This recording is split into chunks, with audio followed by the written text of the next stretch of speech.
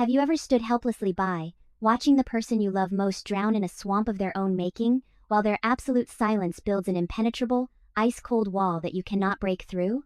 Have you ever realized that the furthest, most agonizing distance between two lovers sharing the exact same bed is not geographical? It is the suffocating space of unspoken words, the crushing weight of hidden burdens, and the heartbreakingly fake nods exchanged in the dead, quiet hours of the night. Society has violently lied to us. We have been brainwashed to worship the myth of the alpha male, the ruthless leader, the dominant force, the man who never bends, never breaks, and never sheds a tear. We are told that the strongest man is the one who forces the world to its knees.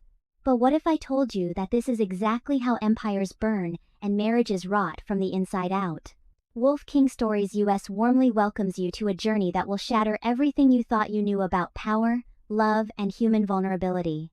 If you find yourself drawn to this profound psychological exploration, please take a moment to subscribe to our channel. Your support is the vital heartbeat that gives us the motivation to continue crafting these deep, transformative narratives for you. Now, I want you to reconsider everything you know about strength. True, raw, terrifying power does not belong to the undisputed victor on a bloody battlefield or the ruthless tycoon in a boardroom.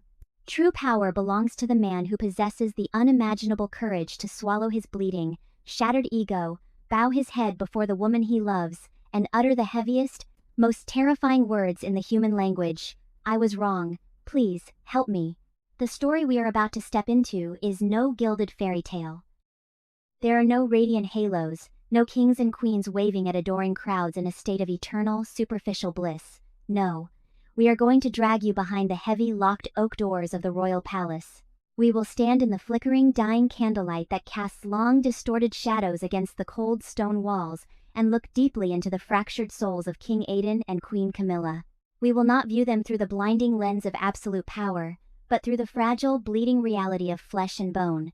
They are two souls trapped in the suffocating asphyxiation of royal duty, slowly being devoured by a silent, creeping distance that is eroding the very foundation of their marriage. Aiden is a young monarch, carrying the crushing expectations of an entire dynasty on his shoulders. He is the ultimate tragic representation of the modern man, violently caught in the toxic trap of success and stoicism. He genuinely believes that to be a great king means he is forbidden from feeling exhaustion, forbidden from sharing his terrifying nightmares. On the other side of this vast, silent void stands Camilla, a queen who carries within her the unfathomable, grounding strength of the ancient forests. She is the absolute epitome of the deeply empathetic woman, the kind who does not use screams to intimidate or manipulate, but utilizes a profound, quiet wisdom to illuminate the darkest of paths. This is not just a story, it is a psychological manifesto. It shatters the exhausted, archaic motifs of toxic dominance and establishes a radical truth for an era desperate for healing. The absolute greatest power in leadership and enduring love does not lie in violent imposition. It lies in the depths of emotional intelligence, in an empathy as vast as the ocean, and in the sheer bravery required to face the darkest demons within oneself. Leave your prejudices behind, listen to the exhausted sighs of the crown, and bear witness to how divine feminine energy can salvage not just a dying marriage, but pull an entire kingdom back from the absolute brink of annihilation. PHN 2, 3, 4, 5. The echoes of a hollow monarchy. As we step past those heavy oak doors and into the stifling air of the king's private chambers, the true, devastating cost of this alpha illusion reveals itself in the deep shadows beneath Aiden's eyes. To the lords of the realm and the peasants in the fields, King Aiden was a monolith of unwavering certainty, a man whose jaw was set in perpetual stone and whose decrees were delivered without a tremor of doubt. But I have always believed that the most dangerous lies we tell are the ones we tell ourselves in the cold, unforgiving light of the mirror. Aiden was drowning in a turbulent sea of his own making. The looming geopolitical threats from neighboring territories, the creeping famine threatening the eastern provinces, and the endless, paranoid whisperings of treason among his own council formed a psychological venom that he drank daily, entirely alone. He believed, as so many men tragically do, that to share this agonizing burden with his wife would be a profound betrayal of his masculinity. He convinced himself that protecting Camilla meant locking her out of his mind, shielding her from the ugly, terrifying realities of his mind. So, he built his fortress of silence. He began staying up late into the long hours of the night, staring blankly at military maps until his vision blurred, self-medicating his spiraling anxiety with relentless isolation. When he finally slipped into their vast bed, hours after Camilla had seemingly fallen into slumber, he would lie perfectly rigid on the absolute edge of the mattress. I watch men do this every day in the modern world, and it genuinely breaks my heart, this desperate, agonizing physical withdrawal to prevent the person they love from feeling their internal, violent trembling. Aiden's stoicism was no longer a shield, it had become an airtight torture chamber. The lack of emotional release began to poison his waking hours. He became increasingly irritable, snapping at his most loyal advisors, ruling not from a place of grounded, centered wisdom, but from a frantic state of hyper-vigilant paranoia. He was a man running on the fumes of sheer willpower, terrified that if he stopped moving for even a fraction of a second, the overwhelming tide of his insecurities would wash him away. The king was slowly, agonizingly dying of emotional starvation, utterly convinced that a single plea for comfort, a single tear shed in the presence of another human being, would shatter his crown and his legacy into a million irreparable pieces. The grace of the ancient forests. Yet, while Aiden was busy building a fortress of isolation to hide his crumbling spirit, he completely underestimated the quiet, piercing perception of the woman who shared his throne. Queen Camilla was not a fragile ornament, meant only to smile and wave beside a conqueror. She possessed a feminine intuition so sharp and profound that it could hear the unspoken agonies echoing in the spaces between Aiden's breaths. I have always marveled at this specific kind of divine feminine energy, the kind that does not demand immediate answers, that does not scream in frustration when met with a man's stony silence, but instead observes with an ocean of patience. Camilla saw the untouched plates of food sent back to the kitchens. She noticed the subtle, almost imperceptible flinch of his shoulders when a heavy door slammed shut. She felt the freezing, empty expanse in their bed and knew it was not a lack of love, but a suffocating abundance of fear. Modern society would have told Camilla to confront him aggressively, to demand her rightful place as his equal, or to walk away from a man who was growing so terrifyingly cold. But Camilla understood a fundamental truth about the human soul that most of us have tragically forgotten. You cannot break down a wall of defensive trauma with a battering ram of anger. You can only dissolve it with a relentless, warming tide of absolute safety. She began to weave a sanctuary of silent support around him. She dismissed the frantic, gossiping courtiers, ensuring their private quarters remained a haven of absolute stillness. She did not force him to speak, but she made sure he knew, with every gentle touch on his shoulder and every lingering, compassionate gaze across the grand dining hall, that she was an unshakable anchor in his raging storm. It takes an unimaginable amount of inner strength for a woman to hold space for a man's darkness without letting it consume her own light. I deeply admire her for this. Camilla was waging a silent war for her husband's soul, armed only with a fierce, unwavering grace. She knew the breaking point was coming. The human nervous system is simply not designed to carry the weight of a kingdom in a vacuum of emotional isolation. She waited, grounded like the ancient roots of the oldest trees, preparing herself to catch the man she loved when the illusory alpha finally, inevitably collapsed beneath the unbearable gravity of his own pride. Surrendering to the sanctuary of truth, the inevitable collapse of a man who carries the world without a single word of complaint did not come with the deafening roar of a battlefield, but in the suffocating silence of a midnight panic. It was a Tuesday night when the illusion finally shattered, a night so oppressively quiet that the ticking of the grandfather clock sounded like a judge's gavel counting down to an execution. Aiden awoke violently, his chest heaving as if the air had been sucked from the room, his heart pounding a frantic, terrifying rhythm against his ribs. The nightmares of his kingdom burning, of his legacy turning to ash, had followed him out of his sleep and into the waking world.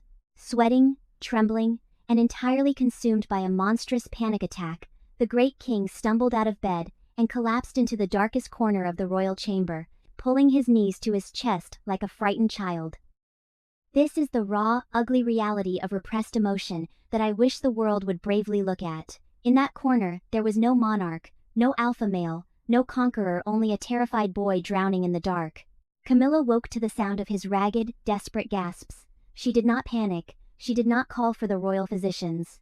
Slowly, deliberately, she stepped out of bed, her bare feet making no sound on the cold stone floor, and crossed the vast chasm of the room to where her husband had fallen.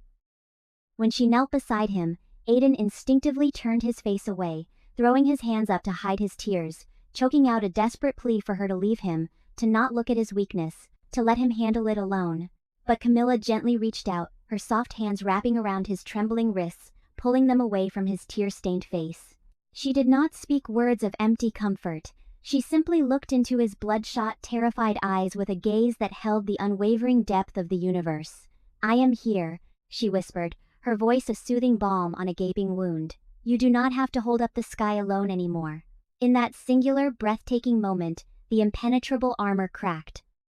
Aiden fell forward into his wife's embrace, the dam of years of suppressed terror, exhaustion, and loneliness finally breaking. He wept with the violent, shaking force of a devastating hurricane, burying his face in her shoulder. And between his agonizing sobs, I could hear the most powerful, transformative words a man can ever speak tumbling from his lips. "I was wrong. I am so tired. Please, help me." A kingdom reborn through compassion. In that profound, tear-soaked surrender on the cold stone floor, the mythical, unyielding Alpha died, and a beautifully flawed, truly powerful human being was born. What followed that night was not a miraculous, overnight fix to the kingdom's countless geopolitical problems, but it was the profound renaissance of a king's soul, and consequently, the rebirth of an entire empire. I have witnessed time and time again that when a man finally allows himself to be completely seen in his darkest vulnerability, the shame that kept him paralyzed evaporates into the light of acceptance.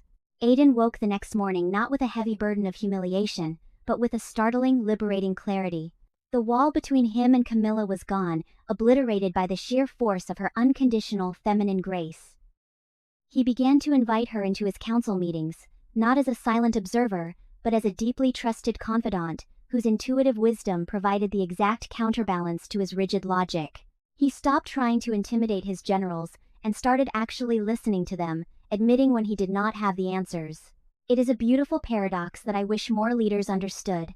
The moment Aiden confessed his limitations, his people trusted him more deeply than they ever had when he pretended to be invincible. His newfound emotional intelligence rippled outwards, shifting the entire culture of his court from a toxic arena of fear and competition to a collaborative sanctuary of mutual respect. The famine was managed, the rebellions were quelled, not by an iron fist, but through the nuanced, empathetic negotiations that Aiden could only master once he had conquered his own internal demons. This story is a mirror held up to our exhausted modern world. It is a desperate plea for men to realize that true masculinity is not an emotional fortress, but the profound courage to strip away the armor and ask for help. It is a passionate call for women to recognize the earth-shattering power of their divine, nurturing grace, a force capable of taming the fiercest storms and healing the deepest wounds. We do not need more ruthless alphas crushing the world beneath their boots. We need partnerships like Aiden and Camilla's, where strength is born from vulnerability, where leadership is rooted in empathy, and where love is the absolute, unyielding sanctuary that saves us from ourselves. Funket. The tale of King Aiden and Queen Camilla serves as a poignant reminder that the heavy crowns we wear, whether in a literal kingdom or within the demanding arenas of our daily lives, are never meant to be borne in absolute isolation. Aiden's initial descent into silent agony illustrates the devastating toll of the alpha illusion, a societal trap that falsely equates emotional suppression with masculine fortitude. By locking himself in an airtight chamber of stoicism, he nearly destroyed the very realm and relationship he sought to protect. Yet, the narrative equally illuminates the quiet, formidable power of Camilla's feminine grace.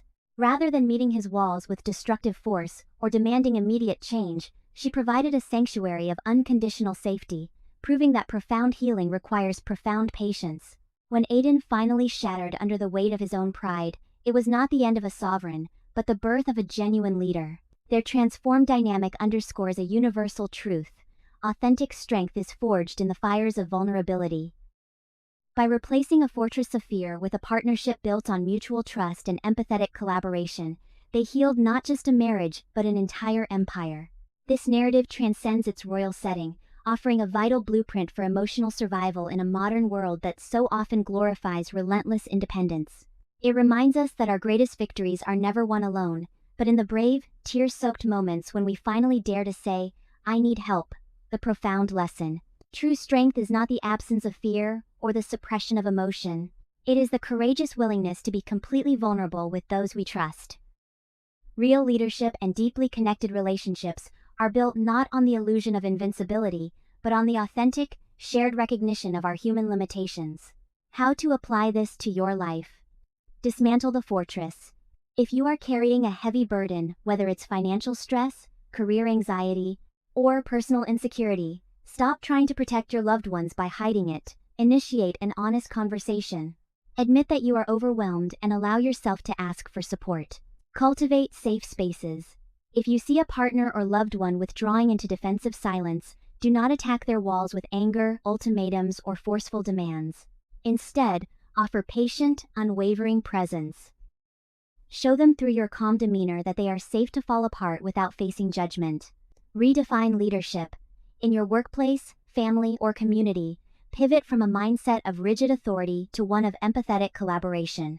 Admit when you do not have all the answers, and invite the intuitive wisdom of those around you to help solve complex problems. A question for you. What is one heavy burden you have been carrying entirely on your own lately? And who is the one person you could safely reach out to for support today? Please leave a comment below to share your perspective. Your insights might be exactly what someone else needs to read to feel less alone. If you found value in this story and its lessons, please subscribe to the channel. Your support truly gives us the motivation to keep creating more meaningful, high-quality content for you in the future.